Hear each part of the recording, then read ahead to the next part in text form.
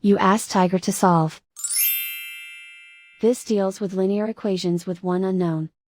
The final result is a equals -15/8. Let's solve it step by step. Group all a terms on the left side of the equation. Subtract a from both sides. Group the coefficients. Convert the integer into a fraction. Combine the fractions. Combine the numerators. Group like terms.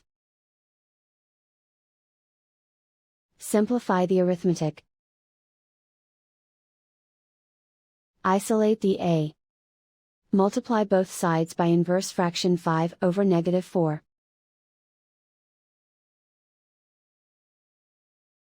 Move the negative sign from the denominator to the numerator. Group like terms. Multiply the coefficients. Simplify the arithmetic.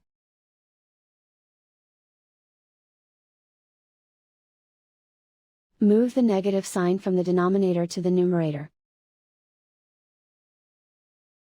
Multiply the fractions. Simplify the arithmetic.